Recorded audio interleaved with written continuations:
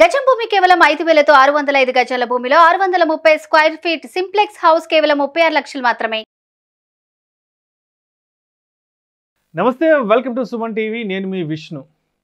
Monkey trap ఇది గత కొద్ది రోజులుగా సోషల్ మీడియాలో పెద్ద ఎత్తున వైరల్ అవుతున్న అంశం.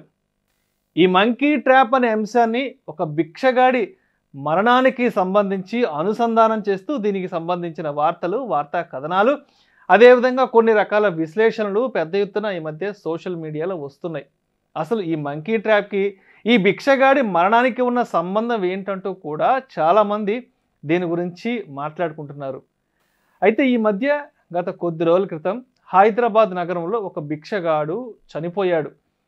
మామూలుగా భిక్షగాడు చనిపోయాడు అనేది చాలా సాధారణమైన వార్తగా నేను అనుకుంటాం.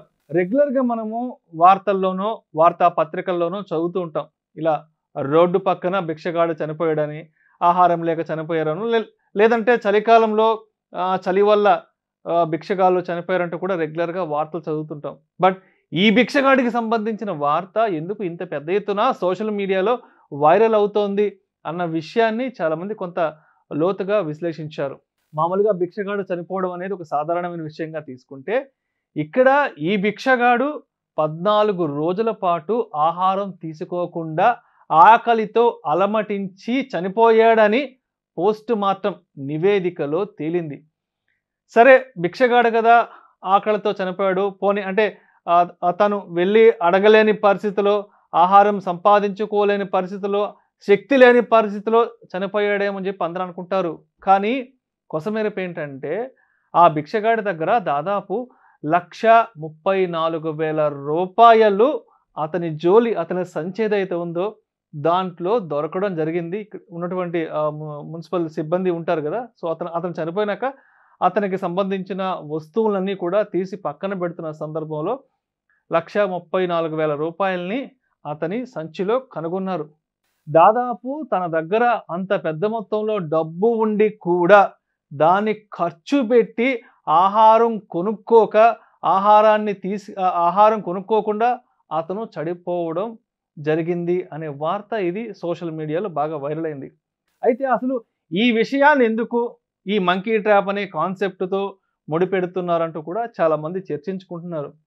అయితే ఆఫ్రికాలో ఒక తెగవారు ఏం చేస్తారంటే, ఈ కోతుల్ని పట్టుకునేందుకు కొన్ని రకాల ట్రాపుల్ని ఉపయోగిస్తుంటారు. అంటే ఒక చెట్టు తొర్రకు హోల్ చేస్తుంటారు, లేదంటే ఏదైనా కొబ్బరి చిప్పలకో, లేదంటే ఇతర రకాల వస్తువులకి హోల్ చేస్తారు. ఆ హోల్ ఎలా ఉంటుందంటే, ఆ హోల్ లోపల కొంత ఆహారాన్ని పెడతారు. సో ఈ కోతి అనేది వెళ్ళి ఆ చెట్టు త్వరలో చేయి పెట్టి ఆహారాన్ని తీసుకోవడానికి వెనక్కి చేతిని తీసుకుంటున్నప్పుడు ఆ చెయ్యి వెనక్కి రాదు. అంటే ఆ హోల్ అనేది వాళ్ళు ఎలా చేస్తారు అంటే, కోతి చెయ్య లోపలికి వెళ్ళే విధంగా ఉంటుంది. ఆహారాన్ని తీసుకున్న తర్వాత పిడికిలిని మళ్ళా ఇలా వెనక్కి లాక్కునేటప్పుడు చెయ్యి వెనక్కి రాని విధంగా అక్కడ కొబ్బరి చెప్పులకు కానీ, అదేవిధంగా ఆ చెట్టు త్వరలకు కానీ చేస్తుంటారు. సో మామూలుగా కోతి ఏం చేస్తుంది, సరే ఆహారం దొరికింది కదా అని చెప్పి వెళ్ళి ఆ చెట్టు త్వరలోనో, లేదంటే ఆ కొబ్బరి చిప్పలోనో చేయబెట్టి ఆహారాన్ని తీసుకుంటుంది.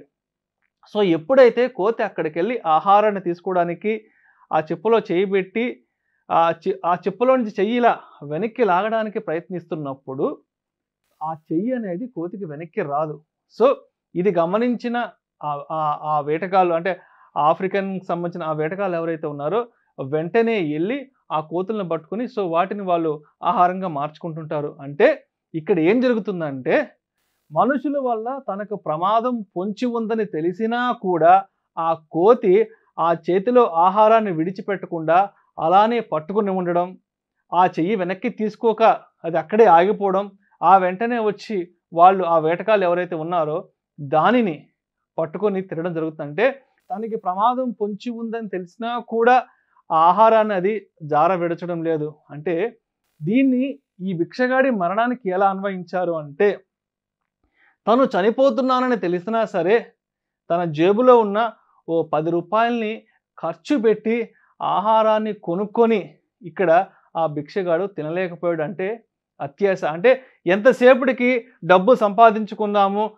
డబ్బుని పోగేసుకుందాము అన్న ఆలోచనే తప్పించి ఆ సంపాదించుకున్న డబ్బును మన అవసరాలకు ఎలా వినియోగించుకోవాలి, ఆ సంపాదించుకున్న డబ్బు ద్వారా మన ఆకలిని ఎలా తీర్చుకోవాలి అన్న ఆలోచనను ఎవరూ చేయట్లేదు. నేనైతే చాలా మందిని గమనిస్తుంటాను రెగ్యులర్‌గా, నాకు తెలిసిన వాళ్ళు అంటే చాలా పెద్ద ఎత్తున డబ్బు సంపాదించుకో ఉంటారు. ఆస్తుల్ని కూడబెట్టుకుంటుంటారు. కానీ ఎందుకో ఓ రూ. 10 ఖర్చు పెట్టి ఇష్టమైన ఆహారాన్నో, ఇష్టమైన భోజనాన్నో కొనుక్కొని తినేంత ఆలోచన కలగదు. ఇంకొంతమంది ఎలా ఉంటారు అంటే లక్షల రూపాయల డబ్బులుంటాయి. ఏ రోగమో ఇంకేదన్నా వస్తే హాస్పిటల్‌కెళ్ళి ఖర్చు పెట్టి దానికి ట్రీట్మెంట్ చేయించుకునేంత మనస్తత్వం కూడా వాళ్ళకుండదు.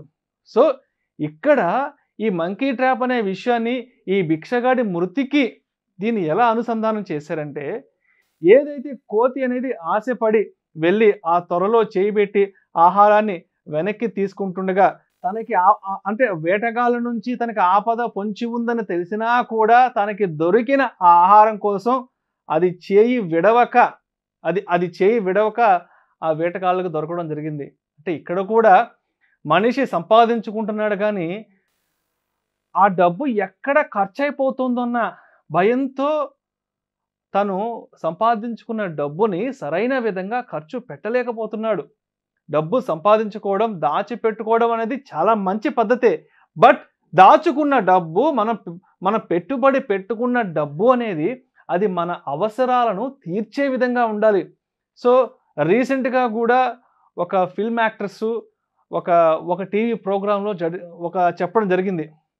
నీవు ఏదైతే అతిగా దాచుకుంటున్నావో ఆ డబ్బు రేపన్న రోజు నీది కాకుండా పోతుంది. అంటే దాచుకున్న డబ్బును సరైన విధంగా మన అవసరాలు తీర్చుకునే విధంగా ఉపయోగించాలి. దాచుకున్న డబ్బును సరైన విధంగా తీసుకెళ్ళి పెట్టుబడులు పెట్టాలి. అంతేగాని డబ్బుని దాచిపెట్టుకోవాలన్న ఉద్దేశంతో తీసుకెళ్ళి బీరువాలోనో లేకపోతే ఇంకెక్కడైనా ఏదైనా ప్రాంతంలో దాచిపెట్టుకుంటే డెఫినెట్‌గా అది రేపన్న రోజు మనది కాకుండా పోతుంది. కాబట్టి ఇక్కడ ఈ మంకీ ట్రాప్ అనే అంశాన్ని ఈ భిక్షగాడి మృతికి అనుసంధానం చేసి చెప్పడంలో అసలు ఉద్దేశం ఏంటంటే, డబ్బు సంపాదించుకుంటున్నావు, అది నీ ఆకలి తీర్చే విధంగా ఉండాలి, అది నీ అవసరాలను తీర్చే విధంగా ఉండాలి అన్న ఉద్దేశంతో ఈ మంకీ ట్రాప్ అనే ఈ కాన్సెప్ట్‌కి ఈ భిక్షగాడి మృతికి జత చేసి అది అందరికీ అర్థమయ్యే విధంగా చెప్పాలన్న ఉద్దేశంతో ఈ యొక్క స్టోరీని తీసుకురావడం జరిగింది.